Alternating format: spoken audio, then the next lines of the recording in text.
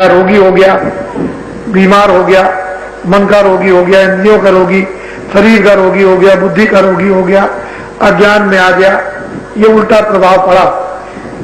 जिन तीर्थों में जाकर, जिन धर्म स्थानों पर जाकर, जिन देवताओं के व्रतों को मानकर या जिन जल उत्सवों को मानकर हम लोगों को वास्तव में वो जागरण करना चाहिए था, जिससे हम परम पद पा जाते, हमको अपना घर मिल जाता और हम शांति उस ज्ञान को प्राप्त करते और जन्म मरण के दुख पीड़ा से छूट जाते, 84 नरकों की यातनाओं से छुटकारा हो जाता। वो तो हमने कोई काम किया नहीं। अब तो आपको ये सोचना होगा कि मैं आश्रम पर नवंबर के महीने से हूं। ऐसे ही 2-4 दिन के लिए कभी निकल के चला गया और किसी को थोड़ा बहुत आध्यात्मिक धर्म उपदेश सुना दिया, लेकिन हम अब की बात विशेषकर आश्रम पर ही है। इतना मैं पहले कभी नहीं रहा जितना आपकी मुझे रहने का अवसर मिला, और जब आदेश मिला कि इस समय आश्रम पर रहो तो मैं आश्रम पर रह गया। कोई बात है, कोई रहस्य है, कोई वेद जरूर है जो चुप होकर के आश्रम पर रह रहा हूं। नहीं, कुछ ना कुछ आपको आगाह करता था, सचेत करता था, कुछ सुनाता था, कुछ कानों में डालता था, कहता था इधर गड्ढा है, इधर मत जाओ, ये बताता था आपको। जगह जगह बताया मैंने। पहले इतनी बातें हिंदुस्तान में कह डाली कि वो कोई भूलने वाला नहीं है, और वो चीजें जो सुनाई गई हैं, जो संदेश दिया गया, जो सुनाया गया, उसमें कोई हेर फेर भी होने वाला नहीं। वो तो आज से भी सुनाई जाएगी, आज भी लागू होगी और कल भी लागू होगी, 2 महीने में, 10 बरस में भी और 20 बरस में भी और 50 बरस में भी लागू होगी, और कलयुग में भी और द्वापर में भी और त्रेता में और सतयुग में भी लागू होगी। ऐसी चीजें सुनाई जाती हैं, लेकिन तुम्हारी बुद्धि में जब विवेक हो तब तो तुम समझोगे क्या महीने की है, क्या बरस की है, क्या युग की है, किस युग की है, तो चुप हो गया। लेकिन ये अच्छा नहीं। ऐसा सुना गया है महापुरुषों के वचनों द्वारा कि जब महात्मा चुप हो जाते हैं तो कोई खतरा होने वाला है। महात्मा, जब धर्म पुस्तकों में भी लिखा हुआ कि महात्माओं को चुप नहीं रहने देना चाहिए, कुछ ना कुछ उनसे सुनते रहना चाहिए, उनको चुप बैठने नहीं देना चाहिए। जब आप चुप बैठ जाने देंगे, उनकी बात नहीं सुनेंगे, तब चुप हो जाएंगे। ध्यान में नहीं देंगे तो चुप हो जाएंगे, अवहेलना करेंगे तो चुप हो जाएंगे, तिरस्कार करेंगे तो चुप हो जाएंगे, निंदा करेंगे तो चुप हो जाएंगे, मस्करी करेंगे चुप हो जाएंगे। लेकिन जब सुनने के लिए उनकी हर बातों को आतुर रहोगे तो चुप नहीं बैठ सकते। ऐसा किताबों में लिखा हुआ और महात्माओं के वाक्यों से ऐसा सुना गया है कि महात्मा जब चुप होते हैं तो कोई घटना घटने वाली होती है। इसलिए मुझे जो आदेश मिला कि 16 महीने तक धर्म उपदेश कर सकते हो, आध्यात्मिक उपदेश कर सकते हो, साधना उपदेश कर सकते हो, भजन उपदेश कर सकते हो, ध्यान उपदेश कर सकते हो, सुमरन उपदेश कर सकते हो, अच्छाई बुराई को उसके साथ बता सकते हो, लेकिन 16 महीने तक भविष्य का उपदेश नहीं कर सकते। तो इस मामले में तो मैं चुप हो गया हूं। बाकी जब मुझे ये आदेश है कि आध्यात्मिक उपदेश करो, तो मैं आपको फिर से याद करने के लिए, क्योंकि बहुत से लोग नहीं सुन पाते, इनको सत्संग सुनने का मौका नहीं मिलता। ये जो शरीर है, ये आंखों के सामने, ये आपकी जो ये 2 आंखें हैं, यहाँ तक ये पिंड यानी शरीर का अंतिम नाका है। जल, पृथ्वी, अग्नि, वायु, आकाश 5 तक, इसका ये आखिरी नाका है। इसी का आपको ये शरीर मिला हुआ, और ये जीवात्मा दोनों आंखों के बीचों बीच अंदर में बैठी है, उसका हृदय ये। और जीवात्मा का इतना विशाल हृदय कि जितना ये विश्व है उसका ये आकाश, उससे करोड़ों गुना अंदर में आकाश है।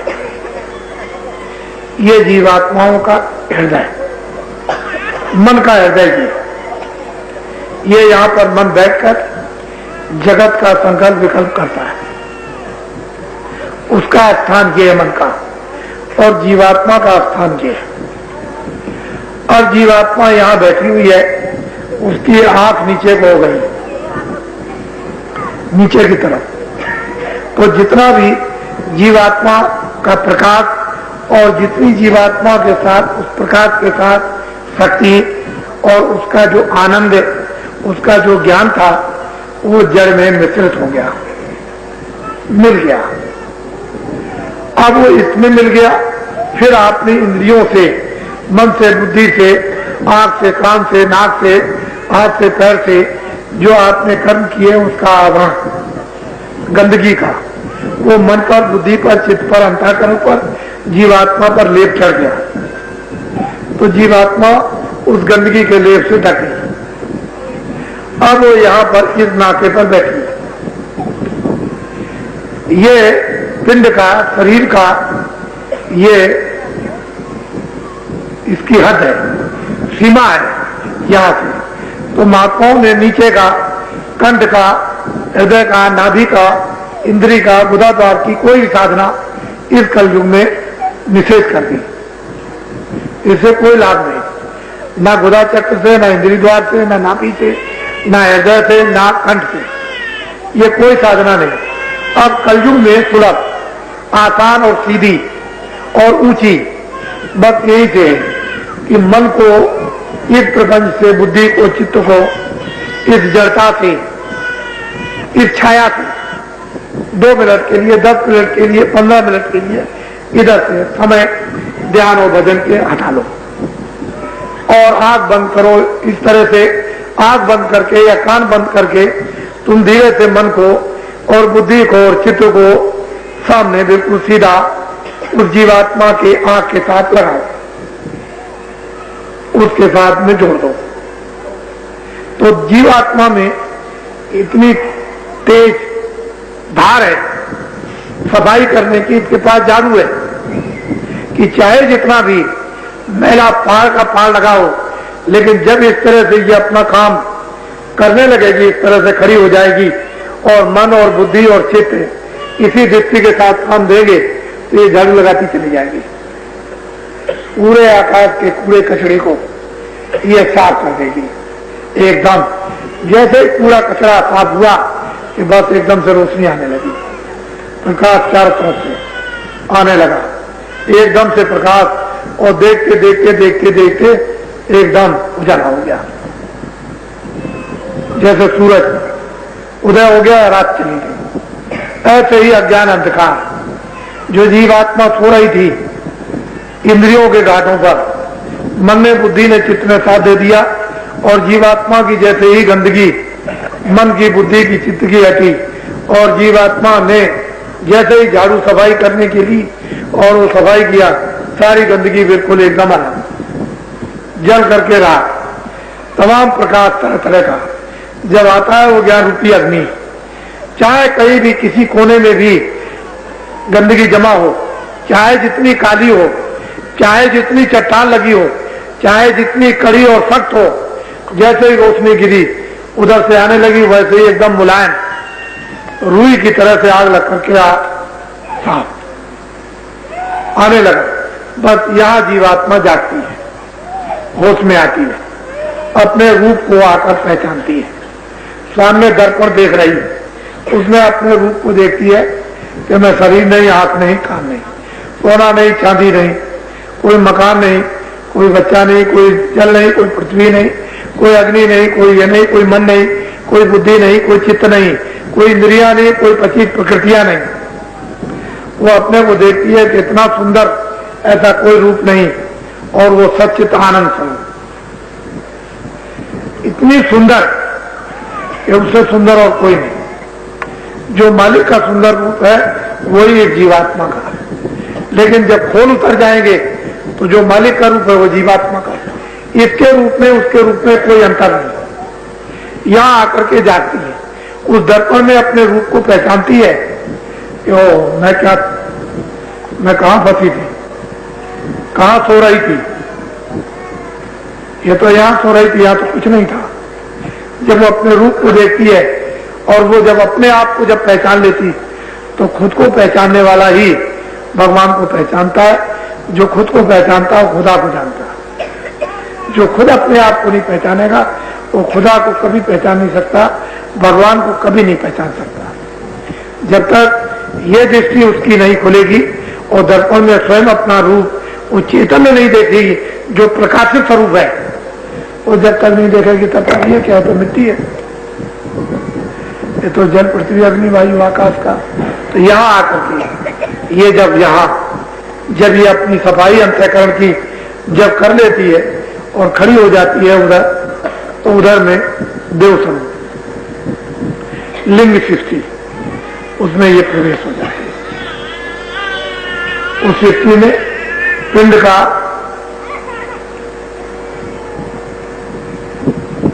पिंड की सीमा समाप्त हुई। उधर खड़े होकर के अपने को देखती है कि यह शरीर जड़ पड़ा, ये जमीन पर लेटा हुआ बैठा हुआ, कोई बैठा हो कोई लेटा हो, वह खुद अपने शरीर को देखती है कि पड़ा मृतक शरीर है। और वो घूमती रहती है वहां उन देवताओं के साथ, लेकिन उस पर दृष्टि रखे हुए और फौरन उसके अंदर प्रवेश हो जाती है। बहुत से साधकों को लोगों ने देखा कि शरीर छोड़ दिया।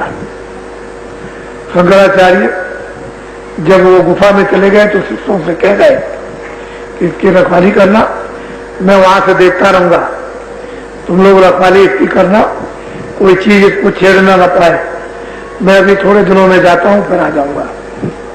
तो गए एक राजा के शरीर में जो मर गया था, उसमें प्रवेश हो गए। वहां जय जयकार होने लगी कि राजा मर गया था, जिंदा हो गया। और पूरा गृहस्थी का अनुभव करने के बाद फिर उसके बाद शरीर छोड़ दिया और फिर उसमें प्रवेश हो गया आकर के और खड़े हो गए। ऐसे ही साधक शरीर से अलग हो जाते हैं और उधर में भ्रमण करते हैं। भ्रमण करने के बाद देखते रहते हैं फिर प्रवेश कर लेते हैं। यही हाल जब वो लिंग शरीर को छोड़ती है, सूक्ष्म शरीर में जाती है, तो दोनों शरीरों को देखती है कि ये हमारा पड़ा हुआ लिंग शरीर और ये स्थूल शरीर, उसको देख रही है। दोनों को देखती है कि लिंग भी पड़ा और स्थूल भी पड़ा। उस लिंग में प्रवेश हो गई और फिर स्थूल में आ गई। उसके बाद जब सूक्ष्म शरीर छोड़ दिया और कारण शरीर में गई, तो कारण शरीर में जाकर के सूक्ष्म शरीर को भी देख रही है, लिंग को और स्थूल को भी देख रही है। जब कारण शरीर के परे चली गई तो चारों शरीरों को देखती है, कारण भी देखती है, सूक्ष्म भी देखती है, लिंग भी देखती है, स्थूल भी देखती है कि ये चारों शरीर इनको मैं छोड़ करके आया, और प्रवेश होती चली आती है। एक में प्रवेश हुई, दूसरा, दूसरे में तीसरा, तीसरे में चौथा। इस तरह से फिर उसकी गति निकलने की, आने की, जाने की, आने की, जाने की, उसकी गति हो जाती है, क्षण भी नहीं लगते आने और जाने में। जैसे आग में आई थी उसी तरह से निकल के फिर चली गई, फिर चली आई, फिर चली गई। शरीर तो समय से ही छोड़ेगी, वो तो सांसें हैं बराबर, वो चलती रहती हैं। वहां पर वो सांसें, उसका एक खजाना है, वो तो समय से ही शरीर छोड़ेगी, लेकिन बराबर आएगी और जाएगी। जब तक अपना बोध नहीं होगा तब तक कोई जन्म किसी का आप पहचान नहीं सकते। उसको बहुत हमने भी देखे, हम भी साधु महात्माओं में घूमते रहे, मथुरा में, काशी में हम भी गए, बहुत कुछ देखा अयोध्या में, चारों तरफ महात्माओं में घूमे। लेकिन यह है कि घूमना और समय खराब करना। जब कुछ मिलेगा महात्मा की खोज करोगे तब कुछ मिल जाएगा, मिलेगा। गंगा में, घर में समुद्र है, घर में गंगा बह रही, घाटी पे सब कुछ है, सब नदियां हैं, घाट पर सर्व देवता घाटी पे रहते हैं, लेकिन घाट नहीं मिला तो कुछ नहीं मिलेगा। मनुष्य रूप भी ये मंदिर है। यहाँ सब देवता उस मंदिर में हाजिरी देते हैं, लेकिन आप कभी उस मंदिर में बैठ नहीं पाए, प्रवेश नहीं हो पाए, तो मंदिर का जो निवास करने वाला देवता मिले कैसे, उसका दर्शन कैसे हो, क्योंकि आपकी आंख बंद पड़ी रही। तो इसलिए मैं और तो कुछ नहीं कहूँगा, दर्शन करने के लिए आपका चला आया, और जब वो वक्त और समय आएगा तो लोग इसी उपदेश को किस बात से, किस प्रेम से, किस श्रद्धा से, किस लगन से, किस एकता से, किस तलब से सुनेंगे, वो तो आपको आगे चल के भविष्य में ये दृश्य दिखाई आपको देगा। मैं मथुरा आश्रम पर इस समय पर रह रहा हूँ, सोचा कि चलो कुछ शारीरिक कोई सेवा शरीर से हो जाए, तो एक बहुत बड़ा अस्पताल है। जिस जमीन पर रहता हूँ वहां कृष्ण भगवान गौएं चराया करते थे। बालकपन में ही गौएं चराई जाती है, जब लोग जवान और वृद्ध हो जाते हैं तो और काम करते हैं, लेकिन बालक ही गौओं को चराते थे।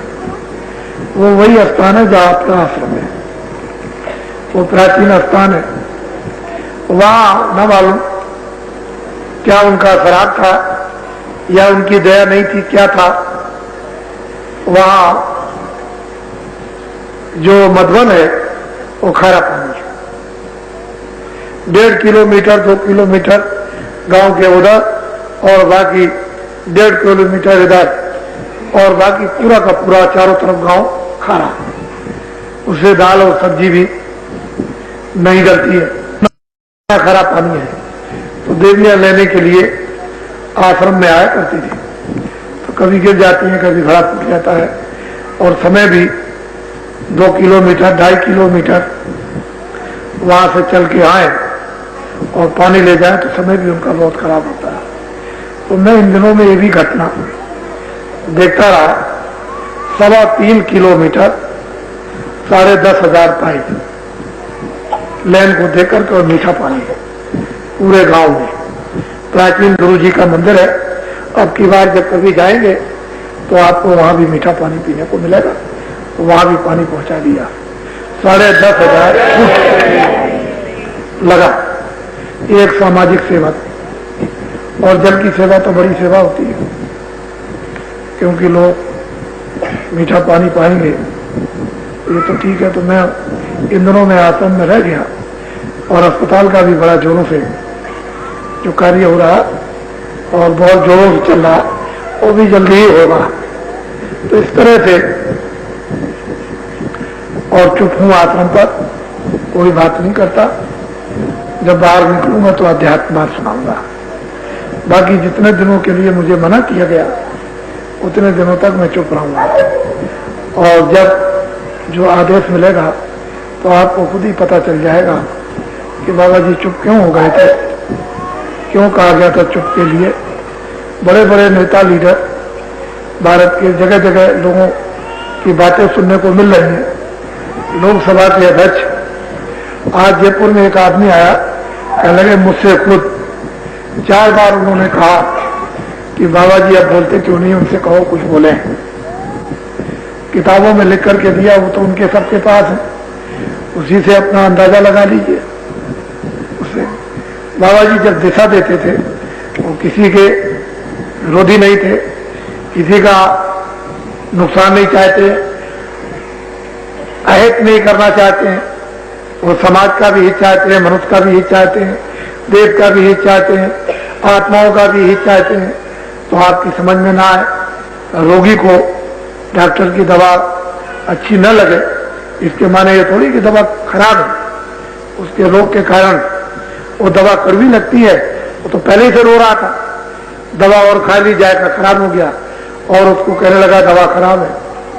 महात्माओं का उपदेश खराब नहीं, उनका कोई ज्ञान खराब नहीं, उनके जो रास्ते हैं वो खराब नहीं है, वो सबके लिए प्रेरित हितकारक। लेकिन जब आप उनकी कड़वी दवा को पी लोगे और हजम हो जाएगी और रोग निकल जाएगा, तो वही महात्मा आपको प्यारे लगेंगे। और लगे, बहुत से लोग कृष्ण को गाली देते थे, राम को गाली देते थे, कबीर को गाली देते थे, रैदास को गाली देते थे, बौद्ध को गाली देते थे, महावीर को गाली देते थे। लेकिन जब उनका रोग निकल गया मन का, बुद्धि का, शरीर का, तो फिर उन्हीं से प्यार करने लगे और फिर उनको सिद्धा, साष्टांग प्रणाम उनको, और जो वो कहते थे उसी को करते थे। तो महात्मा किसी के नुकसानदेह नहीं है, लेकिन लोग अपने विकारों से उनको ऐसा समझते हैं, न वो मुसलमान का नुकसान, न वो हिंदू का नुकसान, न वो ईसाई का नुकसान, न वो सिखों का नुकसान, वो तो सबके मानो है, सर्वहितकारी। वो तो मनुष्य से प्रेम करते हैं। मनुष्य प्रेम मतलब उस आत्मा से जो मनुष्य शरीर में भगवान की अंश है, और वो मनुष्य शरीर पंचभौतिक है, 5 तत्वों का है, उसमें जीवात्मा एक ही है, वो उसका अंश है, उससे प्रेम करते हैं, उसको निकालना चाहते हैं, उसका हेतु उपकार करना चाहते हैं। लेकिन तुमने जो कूड़ा कचरा जो डाल रखा है, उससे जो बदबू आ रही और अज्ञान, बुद्धि अज्ञान में आ गई, इससे समझते हो कि वो हमारा नुकसान करते होंगे। तो बहुत लोग कहते हैं कि बाबा जी से कहो कुछ कहें कि कैसा समय आएगा, आगे कैसा होगा, क्या होगा, क्या नहीं होगा। अरे भाई, उन्हीं बातों को याद करो जो कह दिया, उतनी बातें याद रखो। अभी तो बहुत कुछ जो कहा गया उसमें से बाकी है, उसी को ध्यान में रखो, उसी का इंतजार करो, तो वो तो सब आपके सामने आएगा, उसके अभी कहने की जरूरत नहीं है। बहुत अच्छा आपने दर्शन दिया। और इसमें अभी भंडारा 18 तारीख से दिसंबर में मथुरा में होगा। बीच में मान लो कोई चला जाए, किसी का समय पूरा हो जाए, कोई बच्चा हो, कोई बच्ची हो, कोई वृद्ध हो, कोई जवान हो, समय उसका पूरा हो जाए, क्योंकि श्वासों की पूंजी है और वो वहां तक नहीं जा सकता, तो उसके लिए मैं वो उपाय बता देता हूं, उसको ध्यान में रखेंगे। मैंने जय गुरुदेव नाम ये सिद्ध किया, इसको पकाया, इसको जगाया, इसकी इजाजत मिल चुकी है।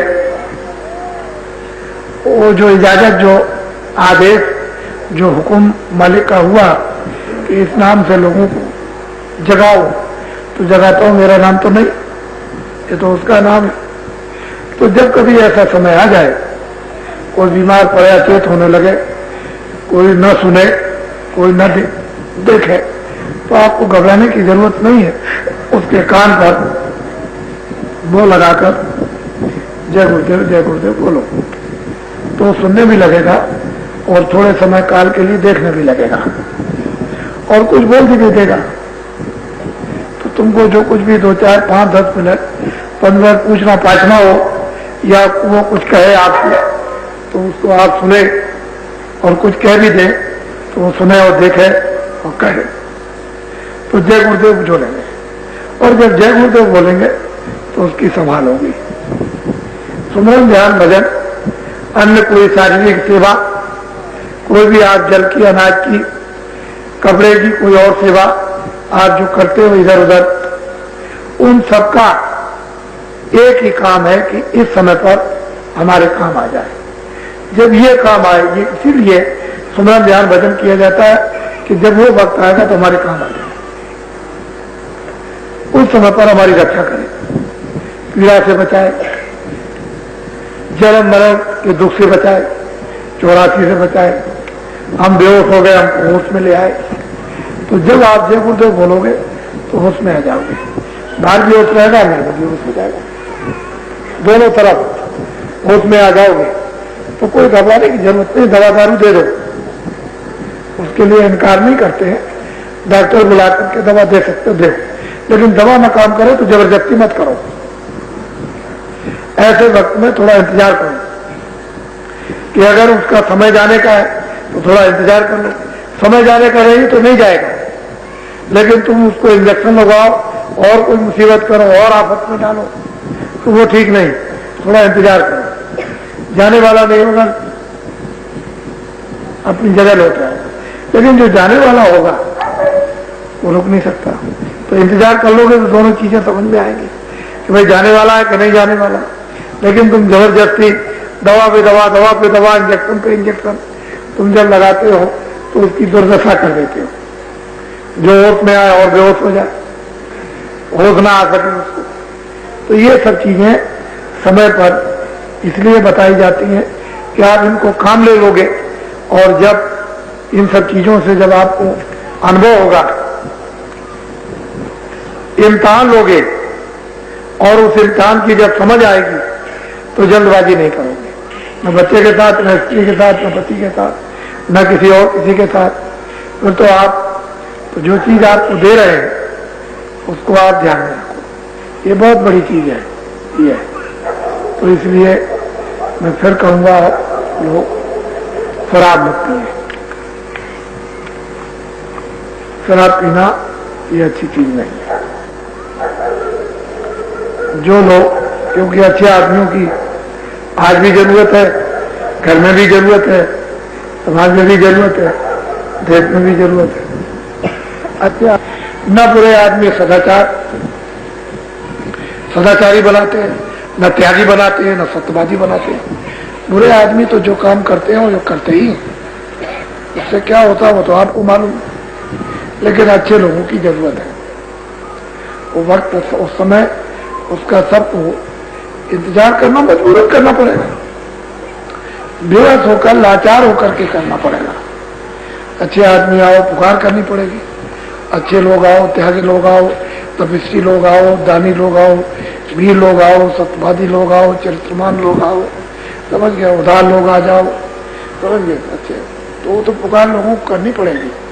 चीजें यहाँ सब मौजूद है, लेकिन उसकी आज इज्जत नहीं।